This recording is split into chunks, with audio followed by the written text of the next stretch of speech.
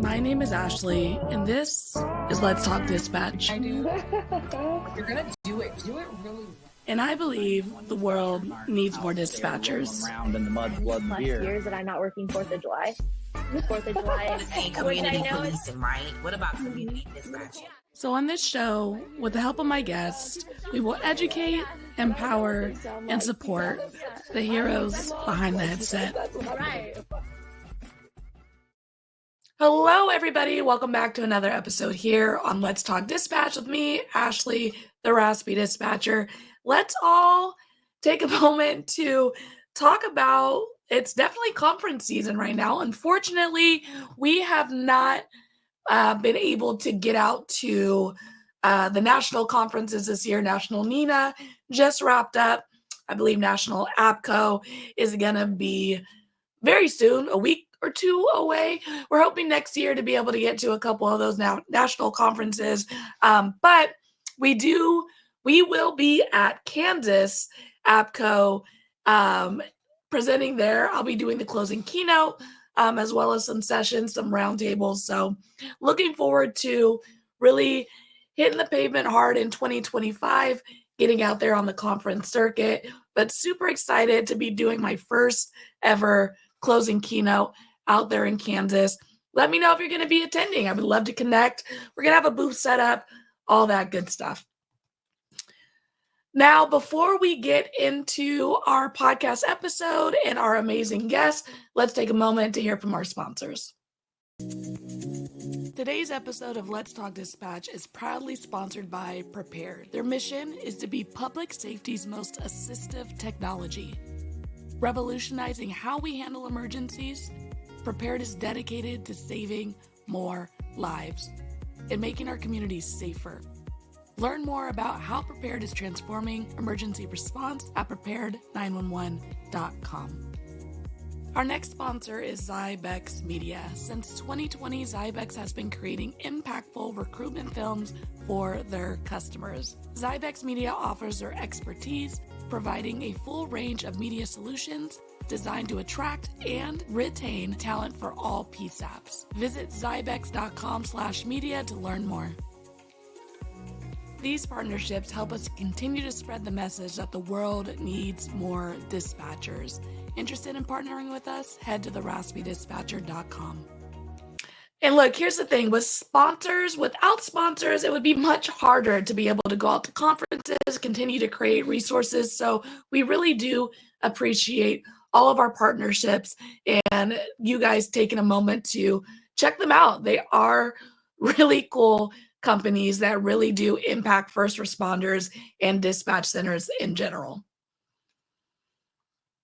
My guest today is a fire captain and paramedic with over 14 years of experience as a firefighter and 12 years as a paramedic. Josh is also a meditation instructor who is passionate about promoting the importance of mindfulness meditation for first responders. Now, Josh recently faced a major injury on the job, which, while challenging, gave him the opportunity to bring along a lifelong held idea.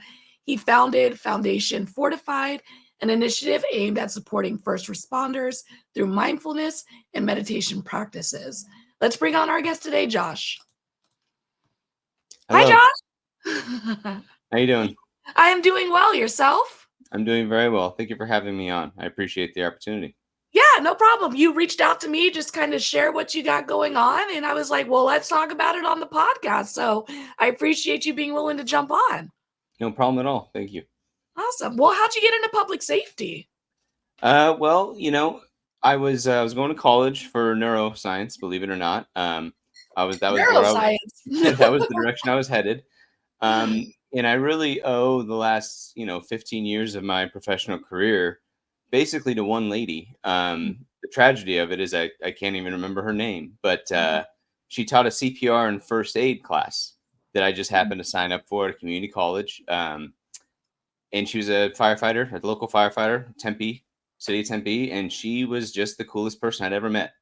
Something about her drew me in, something about her presence and her know-how. She just shook me to the core, really. So Mhm. I completely abandoned my aspirations to be a neuroscientist and went into firefighting. And I just had a feeling the career, the industry had something to do with her. So I've been doing that ever since. That's amazing. It's so funny, I think when you're in the career, first responders, law enforcement, there's a lot of like lateral assignments and I'm sure for that person it was probably just an assignment they had available at their department. They're like, "Oh yeah, I'll go teach CPR to, kids at the junior college." But those interactions, even without her knowing, like impact people so greatly.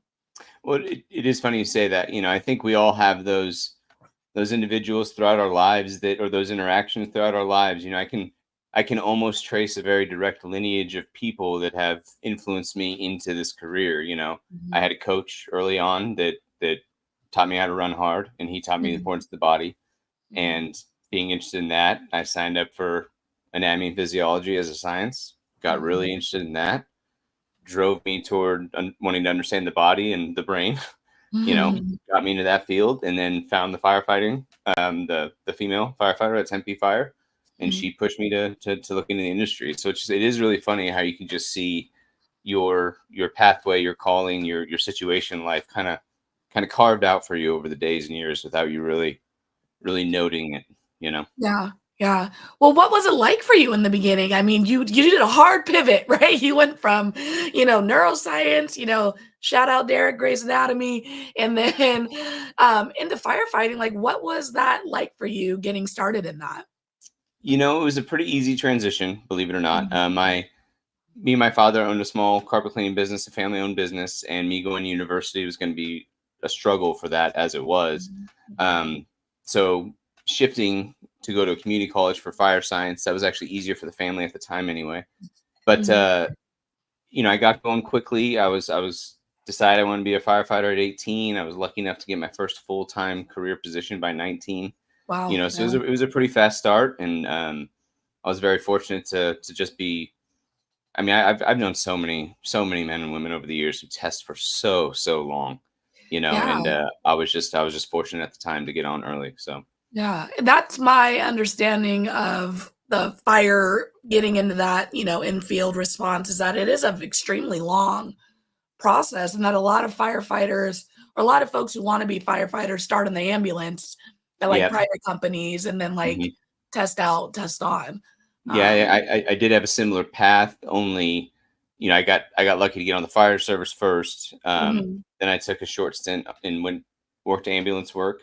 And then I've been able to work on a fire department the last 8 years that we run our own ambulances and fire trucks. So I kind of get a little bit of both. So I'm fortunate in that way to kind of be able to explore two careers. So yeah, and I mean, obviously, you've spent X amount of years in it, a very long time, and you're a captain. You're a leader in your department. What for folks who are just in general working in first responders, if there's any, of course, firefighters listening, like what do you think makes a good leader in these roles that are so tough? These jobs in general are tough and wearing, and what makes a good leader in these positions?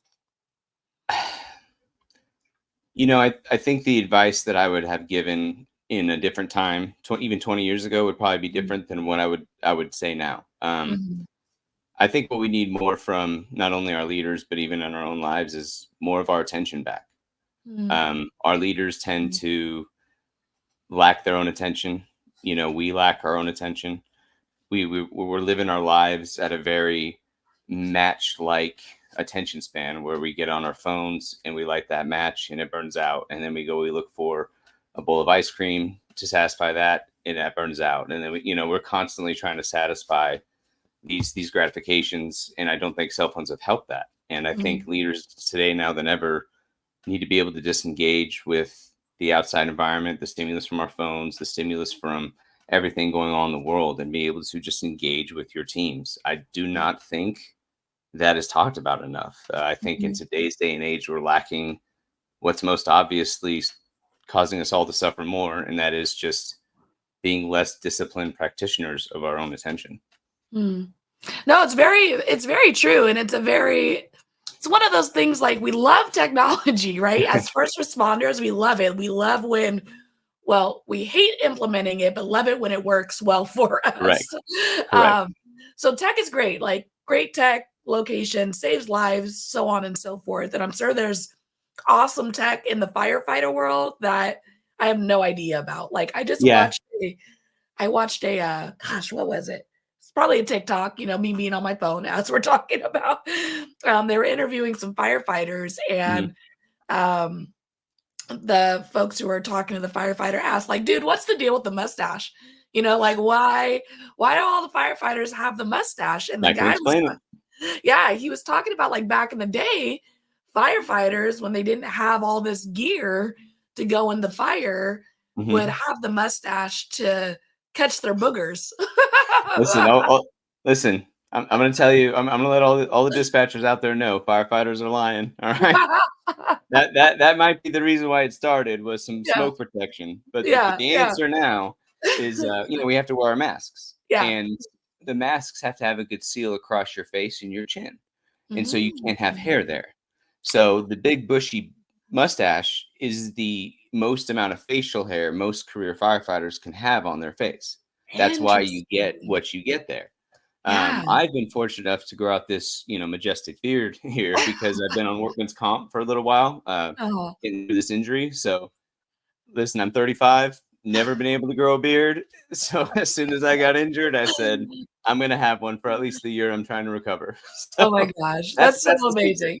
It all goes down to the mask. So That is hilarious. But, my point is that, technology has created the mass system and like all these other things that folks have available for them specifically for firefighters. So we love technology, but you're right. Like when are we not on our phones? When are we not like, even when we're watching TV, we're picking up our phone and just scrolling, it's one of those things. the problem, I would say, I'll pick up what you're trying to say and try to Yeah, say it a little differently. please. With our technology, with our devices, all these things that are trying to game our attention, trying to compete for our attention, right? Mhm. They're all great tools. They really are, just like you're saying. Mhm.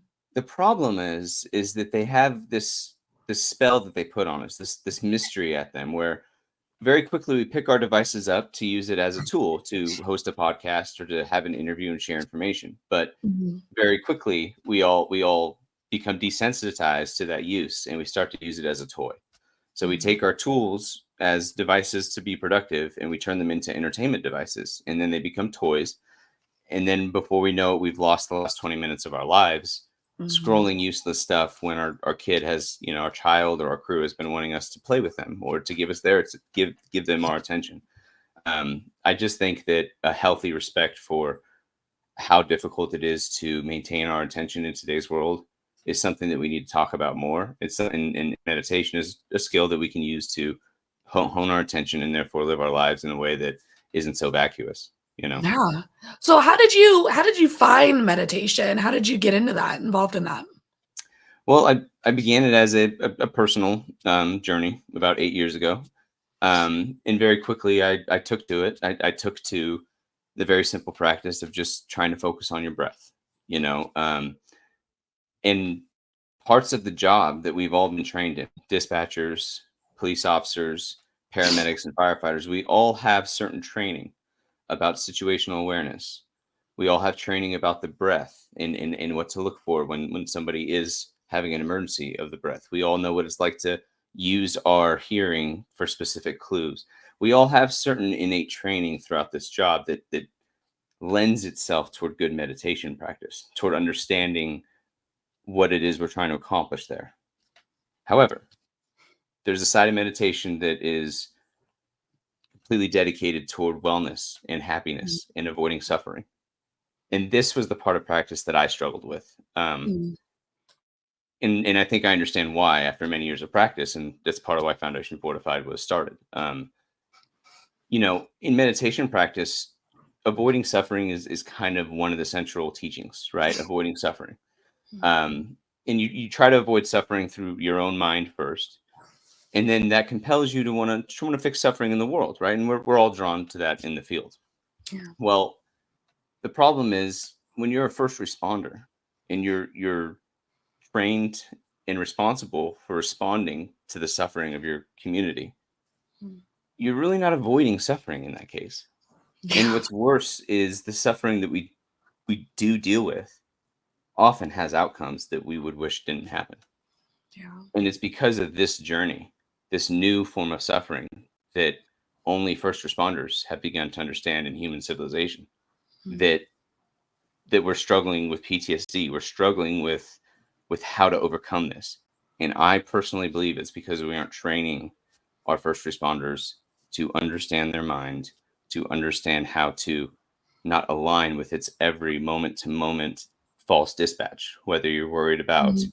a conversation you got to have later, or a call that you heard, or something reminded you of some suffering that you were part of in your career. Mhm.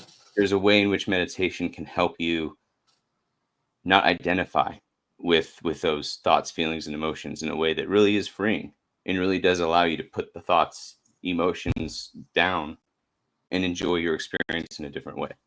So Yeah. that's a big part of what meditation has done for me.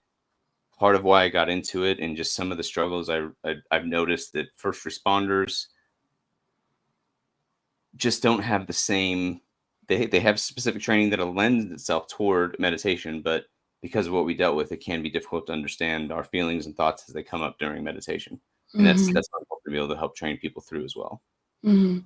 And I feel like for me, in the moment I've tried, I think at the closest to meditation is like yoga, right? Like Mhm, mhm, the calming, just the breathing, and I have a hard time with like shutting off my mind, and I think that's a constant for probably a lot of first responders, just because you're mhm. constantly there's a constant go go go Yeah. that we're used to for 12-hour shifts, like call to Mhm, call, mhm, call for service to call for service. I mean, or just that be ready to be ready type of mhm. feeling that when we're in our personal time, it's a little hard to shut off. It's a little hard to be Correct. intentional with that. Correct. Yeah. As first responders, we tend to live these two different lives. Mhm, And mhm, it first became apparent to me, I noticed when I would arrive at the fire station, at home by 9 o'clock in the evening, I'm gassed. I'm ready for bed. But at the fire yeah, station, I don't even start thinking about bed till 1 in the morning. mhm, I eat at different times, right? yeah, I do different hobbies. I would value different things at the fire station than I would in my personal life. yeah, And that was an interesting perspective as a new practitioner of meditation to notice that the self that I take myself to be mhm, actually does have two modalities. And once yeah, you become sensitive to that, it does help you to not blend the two lives in a way that can seem systemic, can seem like you're condemned to have to live this one life through these two different ways. You can actually mhm, begin to sense your two different lives and live them in two different modalities. mhm, Meditation can help open you up to those differences as well. mhm. Well, you like I said in the opening, is you recently had a major injury. You mentioned you're still on workman's comp. Mhm. I Mhm. think this is something that I compare what we do in general, no matter what level you're in, whether you're an infield responder, firefighter, law enforcement, or a dispatcher, Mhm. to athletes in the sense that one day you might tear that ACL. You know what I mean? Like you might go to work, everything's fine, and then everything's not fine anymore. Mhm. And then there's this vacuum of a power shift where it's like, I can't do this anymore the way I used to. What does that mean? What does that look like? And some folks, some ACL tears are career ending and then some are okay. Mhm. You had this major injury, you're still working through it. What was that like for you when that happened? Like your identity as a firefighter, and then obviously putting that energy into creating this company. Well, you know, thank you for asking. So it was Thanksgiving this last year, actually, was the incident. Mhm. Just being a dumb firefighter, let's be honest, the crew wanted to go out and play a little bit of football. Mhm. And so I went out there and I ended up just shattering my right knee. I Mm. did tear my ACL, Oh, okay. There several it other is. major injuries in there. Mhm. Problem with my injury was, you hear things like ACL, MCL, Yeah. different ligament tears. Mhm. Those are all, softer tissues that can be repaired. My Yeah. injury was a cartilage injury, a bone injury, so it's more of a hard tissue. Mm. Yeah. So I'm still working through recovering of that. Yeah. But, in the beginning days and weeks, it was a very interesting experience. Mhm. To prior to injury, I was a very active individual as a fire captain, 48-hour shifts over here. I would work with the car plane business, my father over there. Mm. I have 2 kids. They're both very much into basketball and sports, so we'd be playing all the time, and Yeah. I maintain my own workout regimen. Well, after injury, the fire service is stripped from you, carpet Mhm. cleaning stripped from you, playing with your kids, your Mhm. personal, ability to de-stress with exercise is taken away from you as well. Mhm. So there Mhm. was this moment of like, what am I? If I'm none of Mhm. these things, if all of this can be taken from me through one injury, then what am I? And Mhm. I struggled with that question even as a practitioner of meditation for about a month and a half, Mhm. until it occurred to me that this is probably the first time in my life where my children are actually going to hold the keys to who I really was during this moment in my life. Because Mhm. prior to this, my kids are 11 and 9, Okay. right? Prior to this moment, I can almost explain to them dad's decision to promote, or mom's decision to become a nurse. I could Mhm. explain these, but my kids are kind of looking back at their old man right now, and Mhm. they're kind of making judgment calls. Mhm. How is dad responding to this struggle? Who's Mhm. dad going to be after the injury? And I'm going to hear that story through their mouth in a couple years Yeah. about this dad, who he was before injury, and then what the injury did to me after. And Mm. I just began to see it as an opportunity to make the knee injury the moment for my kids that I Mm. just became the better father, Yeah. the more present husband, the Mhm. the person that they always really wanted from me, but I couldn't see them being the storytellers of my life to me until that moment. Does that Mm. make sense in a way? No, it does. I think especially when we're younger, right? I think we've all had this, Yeah. like, moment with our parents. Is like, our parents are super dad, super mom, like, they're these humans without Hmm. fault, right? Hmm. Like, they make no mistakes, they, fight the monsters under the bed, they do all the things for us. Yeah. And then there's a moment where they're human, and you're like, "Whoa, whoa, whoa, wait a minute." Hmm. It's Like, true. "No, no, no, you're not supposed to have faults, you're not supposed to It's make true. mistakes." Um, and, all of our parents harm us, air quotes, in a way because we're human, right? Hmm. And I think what you're describing is this moment where you're recognizing, like, "Hey, I'm human and I want my impact to be as minimal on my children, or as positive." Like, I still get to deal with life, but I'm recognizing that my life is going to bleed out a little bit on my kids. Yeah, I would just kind of again touch on what you're saying there, because Yeah. that is what you just said there is actually more of a meditative insight than you might understand it, because Mm, that that is one of the best benefits the meditation can offer, is what you mm, just said. After a certain amount of time of focusing on the breath or focusing on sounds, mhm, you can begin to feel as if you're the anything that arises within awareness mm, is just that. It's just an arising, right? But we tend to identify it. So take something like anger. Okay, and this will have a full circle explanation, I promise, but just hard to mhm. get to. Yeah. But to take something like anger, we all feel that sensation of contraction, of anger when it comes on. But you really feel like that's you, and you're condemned as an individual to carry out the consequences of that frustration for as long as they will go. And what's worse is we tend to remind ourselves of the reasons to stay angry. you know Mhm, Maybe somebody hits you. Why did they hit me? My face hurts. Who are they to hit me? And why, what did I do to deserve that being? And you just keep reminding yourself of the reason to stay angry. Okay, now what meditation can help do is see that you really are the victim of this arising of anger. And it's as unpleasant as any other state that causes you suffering. mhm, It's not fun to be angry. But Mhm. anger really does have a half-life of about 10 seconds, no matter what happens. If you can pay attention to it close enough, it disappears as fast as it comes on. Mhm. So meditation really can be like a superpower to realize that yourself, this anger, this person that you take yourself to be, really is the source of your biggest problems. Mhm. You know, every time you put your own wants, you put your own suffering or your own headaches out there for your family and your friends and your crews to deal with, Mhm. you're the one creating that state. But Yeah. to the degree that you can just let it pass, you no longer continue that causation of anger, frustration from getting out there into the people that you care about.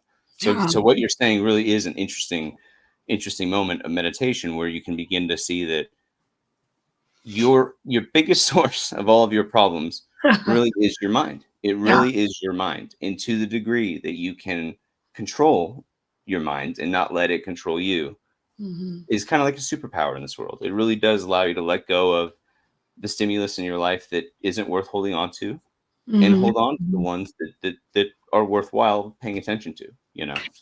Yeah. In my relationship with my fiance, like one thing we do when we have like disagreements, arguments is we rate thing on a scale, right? Like 10 Uh-huh. is like we're talking about this. This is that we're holding this ground. This is something we need to discuss. And then there's like one, twos, and threes where like it's really not that deep. You know, like this might make me feel a type of way, but like you said, 10 seconds it passes, right? Like Mhm, mhm, I can let this go. Like, this is mhm, not something I need to bother our day with, where mhm. sure, it made me feel a type of way, whatever that thing is, but it's really a one, two, or three. So why are we wasting our time putting energy into something that really isn't that big of a deal? You know what I mean? So I think that's Right. kind of similar to what you're suggesting is like Absolutely, letting things absolutely. go. But, PTSD is an interesting one in our field. Yeah. Yeah. I've had my fair share. We all Mhm. have. I personally, I don't know how dispatchers do it. Having listen, as a practitioner of the mind, okay, Mhm. Yeah. at least I have an explanatory. You get called out for a broken leg. Yeah. You see it, you help it, you influence it to the degree that you Mhm. do, Mhm. and you let it go. Whereas a Mhm. dispatcher's plagued with only their imagination Mm. until you're lucky enough to get an officer in the building who might give you his secondhand opinion of what happened. Yeah. The imagination component to what dispatchers deal with, I can only imagine how difficult that must be. Because at Mhm. least when I'm on scene, I have the gratification of knowing what happened Mhm. in a way that doesn't plague me in the same way. But we all deal with traumas in our separate fields differently, don't we? Mhm. Yeah. Cops might feel it a little bit differently than a firefighter will, Mhm. whereas a dispatcher is going to deal with the same incident, same call, but they're just going to experience it differently and suffer different consequences through that, and Mhm. mindfulness has the ability to make us all really when you are alone in your mind and you really are just seeing what arises and what's passing moment to moment, you begin to have more commonalities with the people Mhm. around you because that's what Mhm. we all are. We're all just minds that are absorbing information, Mhm. dealing with the consequences of that information, and then Mhm. trying to live our lives in response to what we're seeing and dealing with to the degree that we can.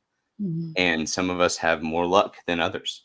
You Yeah. know, one of the questions. Do you mind if I? Please. Yeah. One of the questions you asked me to rehearse. One of the questions you posed to me prior to the interview was an early call.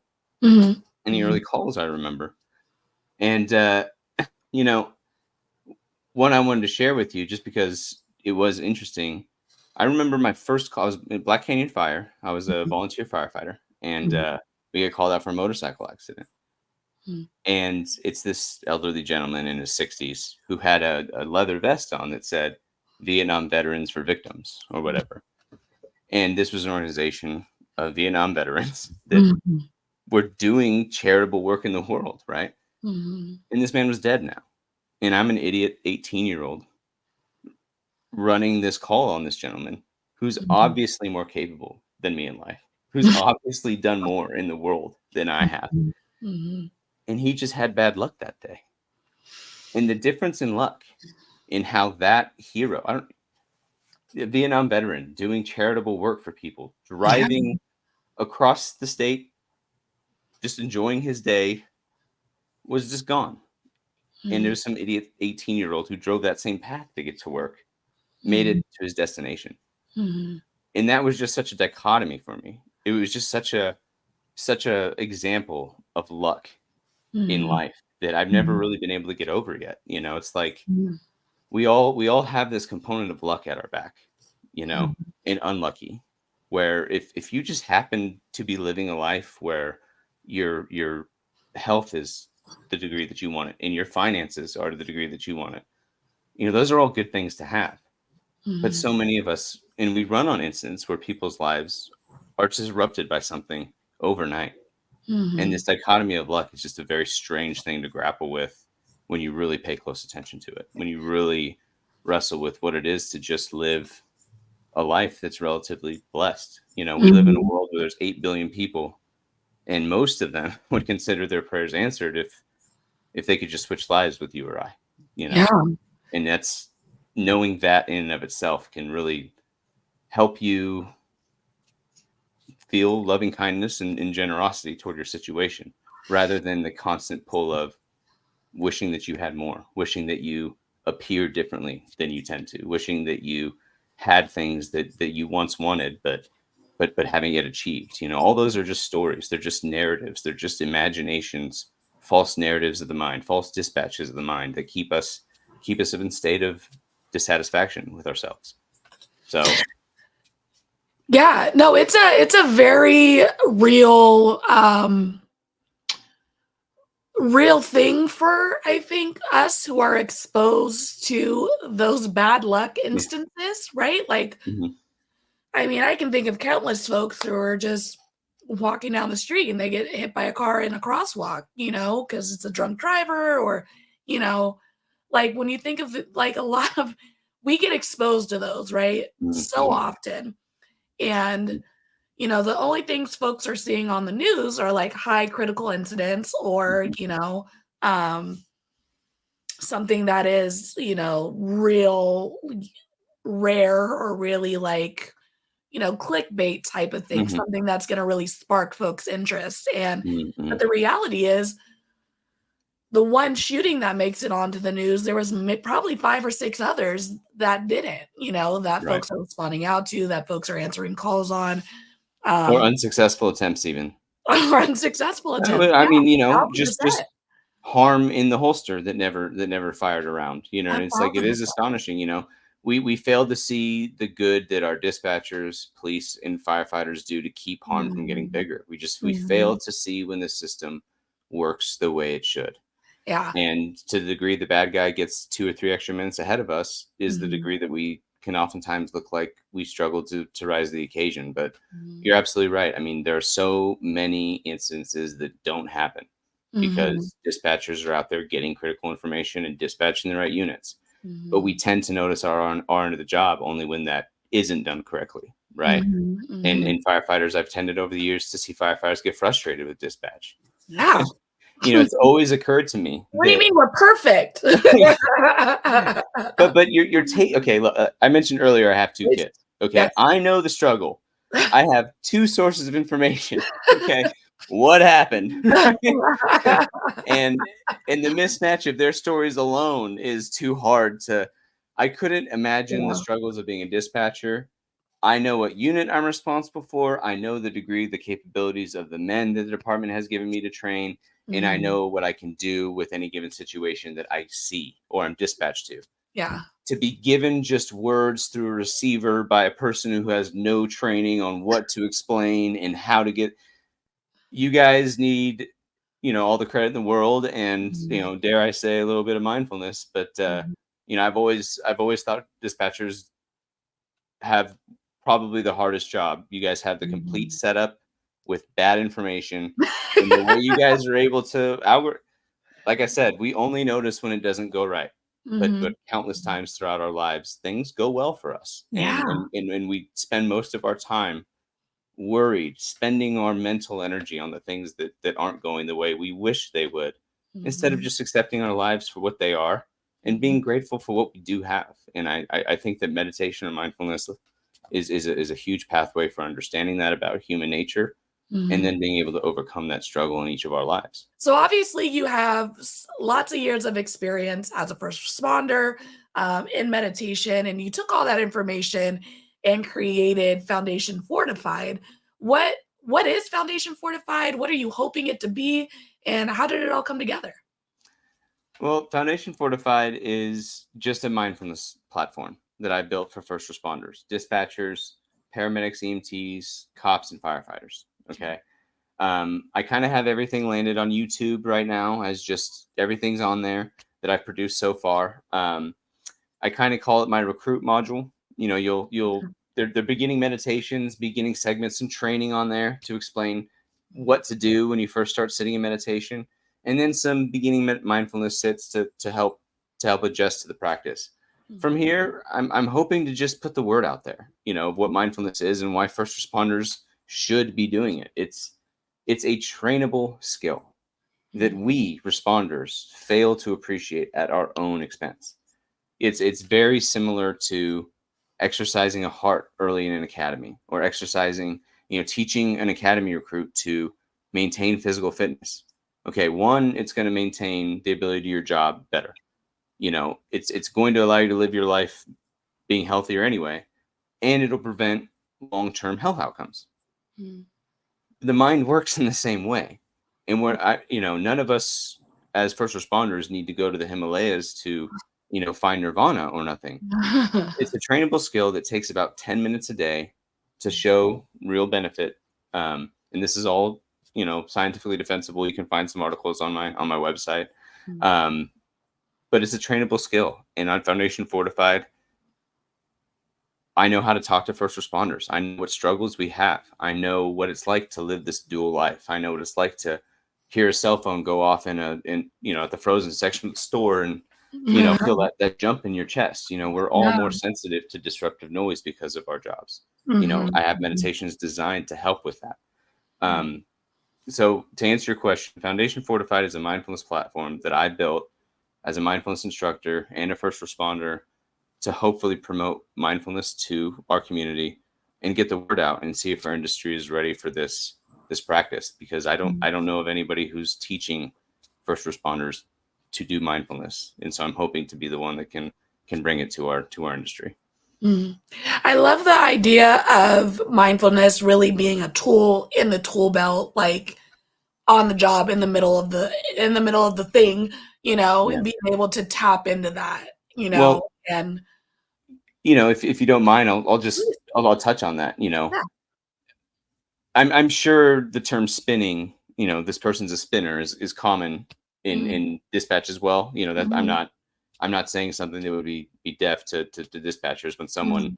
is being told that, this person spun on that call, or they're spinning on this call. Mhm. What is that? And why do we look down on that as Mhm. responders in our industry? Mhm. This person spun on that call, or they are a spinner. Mhm. What we're admitting to ourselves is we as responders are failing to help one of our own deal with the anxiety of response. Yeah. That's really what we're admitting. We're not saying anything about the individual. That would be like saying, somebody who can't score a certain number on SAT can't be a firefighter or a cop. That's us failing to equip you with the education, the tools that you need. And that's why we Mhm. have academies, so that anybody can serve their community by being a responder. To Mhm. the degree that you can do that is its own problem. But Yeah. we want our community members to be responders. But Mhm. to call somebody a spinner is just to admit to ourselves that we haven't helped this person develop the tools mentally to Mhm. be able to deal with on scene stress in real time stress of the job. Mhm. Mindfulness can help in that way. Um, Mhm.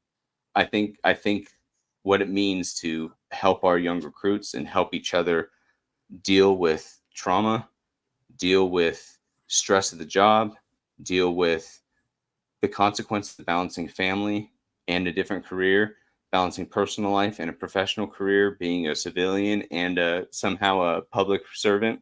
Mhm. This is all a very strange life that we all live. Yeah. And meditation and mindfulness can really help you stitch these lives together in a way that you just don't know what you don't know when you don't know it. And mindfulness can help you understand some things about what it is to be human, no less, as it is to be the kind of responder that you really always wanted to be. Yeah. I really believe that we neglect this trainable skill at our own Mhm. peril. It's true. And I think it's funny because in dispatch, I don't know if you're familiar, but we definitely have a reputation for eating our young, which is wild to me because like I like time off just like the next person. So I don't know why historically some centers and some trainers are just like, they're not going to make it. They're not handling that call. They're spinning, things like that. When we're just, this person can't do it. We're going to work their way out rather than how can we make it so they can do Right. it. Right. I see a future in which, we now spend immense taxpayer resources on teaching Mhm. firefighters, police officers, and ambulance to the degree that your community pays for ambulance services Mhm. to pay for their physical fitness, to allow them time on duty to be a physically fit individual. We spend taxpayer money to do that because we Mhm. understand the cost benefit ratio to that. Yeah. I do see a future in which mindfulness will be similar for first Mhm. responders Mhm. as our scientific understanding of what mind. I'll take a moment to just explain the difference between meditation and mindfulness. That's why I keep Please. using the one word. Okay. Mhm. Mhm. Meditation comes with its set of baggage, right? We all kind of feel it when we hear somebody, oh, I meditate, and now you're on guard for, someone to start telling you about their chakras or, tell you about how to, right? It's convoluted and there's a Mhm. million different ways and there's a million different. Mindfulness is just the West's attempt to Mhm. pull from meditation what is scientifically defensible about what actually works, what are actually the benefits, and what are we actually doing when we're asking somebody to sit down and focus on the breath. Mhm. What are Mhm. we actually training and what's happening in the mind? What's happening? What can we see on a CAT scan when we put somebody who's a meditator? What can we see? Mhm. And that's what mindfulness is. Mhm. Mindfulness is just moment to moment awareness of whatever's arising in consciousness without judgment. That's Mhm. it. That's the single sentence. Because Mhm. you tend to, I'm sitting here talking to your audience right now, right? Mhm. And many of them are going to be trying to listen to what we're talking about, but be Mhm. captivated by this narrative of mind behind their head about what they Mhm. got to do after they're done listening or what they're doing while they're listening. And Mhm. they're going to be competing for their own attention between their own narrative back here and then what they would like to be doing with their attention here.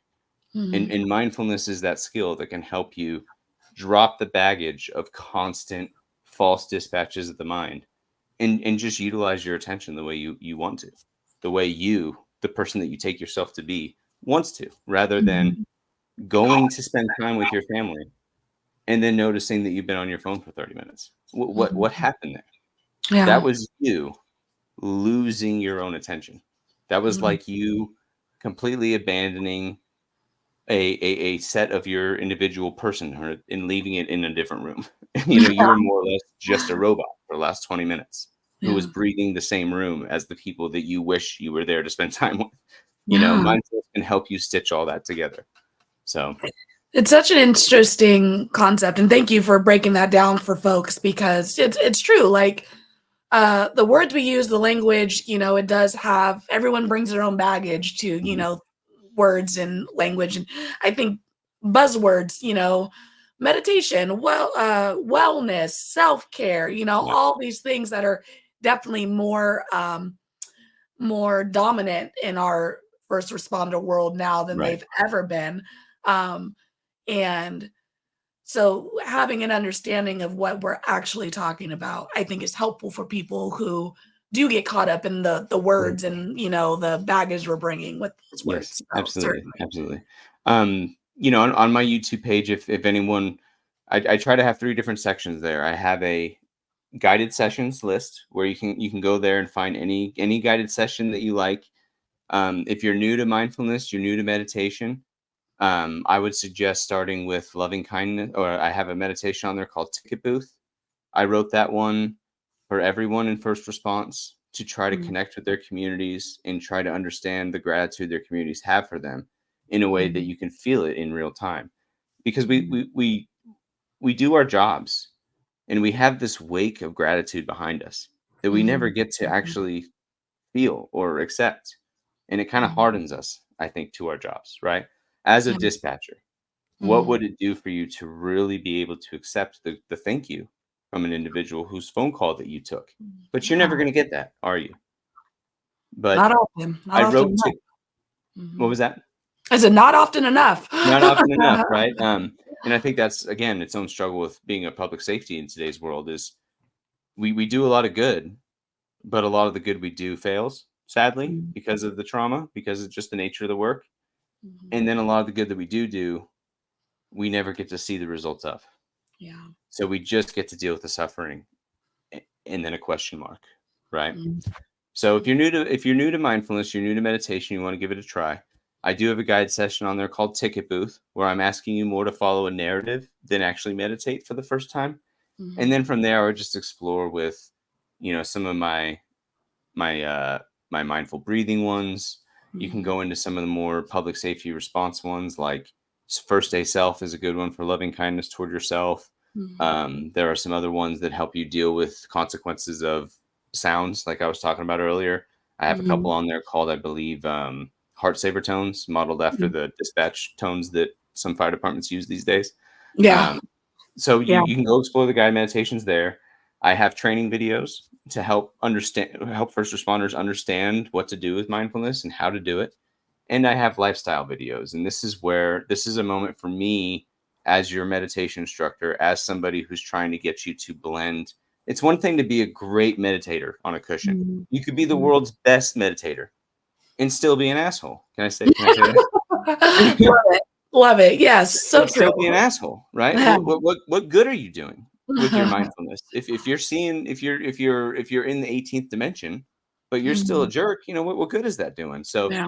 the lifestyles are where I try to help you take your practice from the cushion, as we say in mindfulness practice, and into your real life, into the Mhm. station, into your personal life.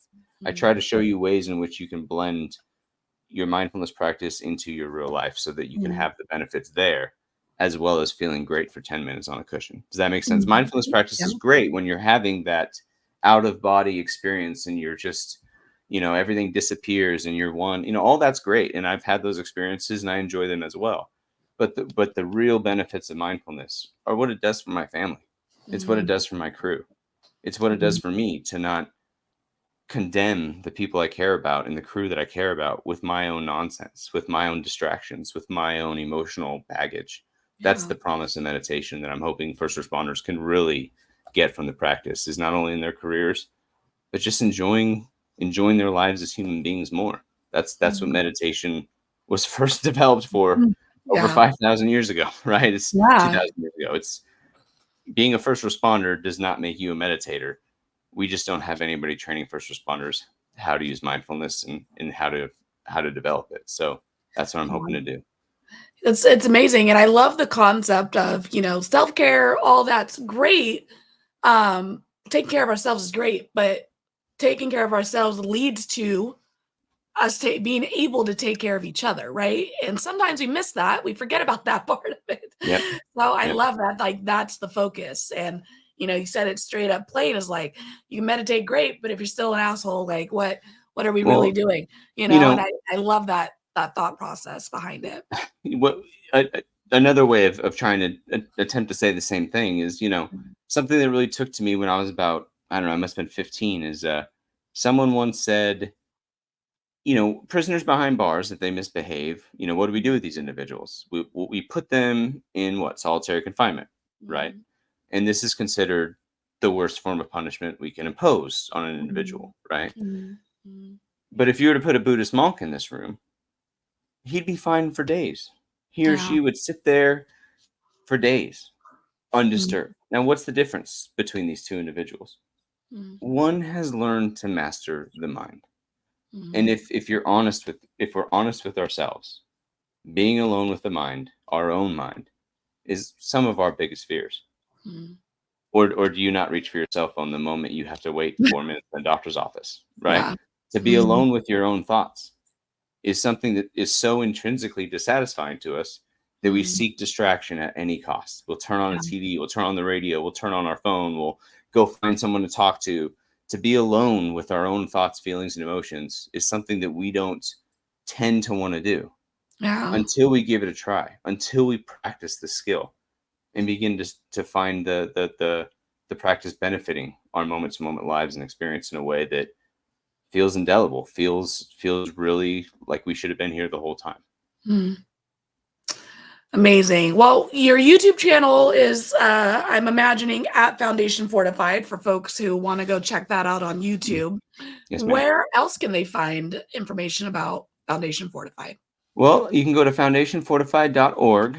Okay. That's more or less just a landing website. Most of our content is being built out on YouTube right now. It's all for free. I don't have, there's no paywall. I haven't charged a dime. I'm putting it out there to help first responders. I'm hoping that not only is the industry ready and appreciative of this practice, but that they can actually see me as their meditation instructor. You know, to be a meditation instructor is intrinsically to be a very personal thing. You know, I'm hoping to be an instructor that can show you something about your life and your experience that you don't know yet at the ripe age of whatever you are. Right? I'm trying to give you a tool that you can use in your life whenever you need to. And that is something that I'm auditioning for. You know, there are plenty of meditation instructors out there. You just got to type it on YouTube, meditation, do a 5-minute sit. But I'm hoping there's something about my experience as a firefighter that can talk to first responders and bring it in a way that not only is I'm valued as a meditation instructor, but also, you know, I can bring the awareness to this cause in our industry. So, you know, it's just as much of an audition for me as it is for the people going out there hoping to find what I have to offer. So Awesome. Well, one of the last questions that I ask everyone who comes onto the show is, what advice would you give someone who is considering a career as a first responder, dispatcher, firefighter, officer? What's some advice you'd give them?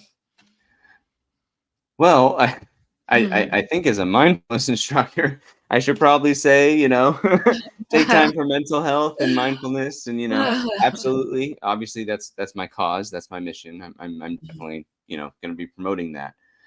But on a personal level, to any young firefighter, cop, paramedic, dispatcher, I would just caution you that overtime is just time over. Okay, we all feel the pull of overtime, and I've worked more of it than I'm known at my department as the guy that did overtime. Okay. And, you know, I thought I was doing the right thing. You know, I was even a mindfulness practitioner throughout all of those missed opportunities to spend time with my kids. And they grew up fast. And luckily, I've had the time through this injury to really connect as a father and to take a break from, you know, that constant cycle of working your own responsibilities, but working at an under-resourced fire department. You know, many of us work at under-resourced departments, and that pull to work that extra shift is always there. And as much as our administrators might not like to hear me say it, overtime is just time over. And don't be compelled to work more of your life away than you would want to, I guess would be my best piece of advice. So that's amazing advice. And honestly, it's the first time I can recall it being given. So thank you for that. It is a really good reminder, because you're right. There is always overtime opportunities, always. every level of first responder work. So Josh, Absolutely. thank you so much. This has been a wonderful episode. I do wish you a speedy recovery Thank you. with your injury. But I'm sorry that it happened, but I'm happy that it has created this awesome opportunity for Foundation Fortified to come to fruition. Well, you know, my dad used to tell me common sense is learning from your mistakes and wisdom's learning from other people's mistakes. And I guess I'm doing a little bit of both right here. I'm realizing I'm no longer 23, but at the same time, I'm just trying to use the time that I have to do something that I've always felt like should have been done. And no one's done it yet. And I got the time to do it. So I consider that a blessing. So thank you for your kind words. Awesome. I'll be right back with you. All right, everybody, another amazing episode here on Let's Talk Dispatch. Truly, what I love about this podcast is getting to hear from these amazing folks who are using their personal talents, their personal, life experience to create good in the world, especially for first responders and for folks in general. So Josh, thank you so much for coming onto the show. Definitely check out Foundation Fortified, their website, and especially their YouTube channel. We'll have all those links in the bio of this episode. Until next time, everybody, stay raspy. Thank you for listening to Let's Talk Dispatch podcast. Don't forget to hit that subscribe button. You can find us wherever you listen to podcasts, including Apple Podcasts and Spotify. If you're interested in becoming a guest on the show, or maybe even submitting your own story, you can do all that and more at theraspydispatcher.com. Until next time, stay raspy.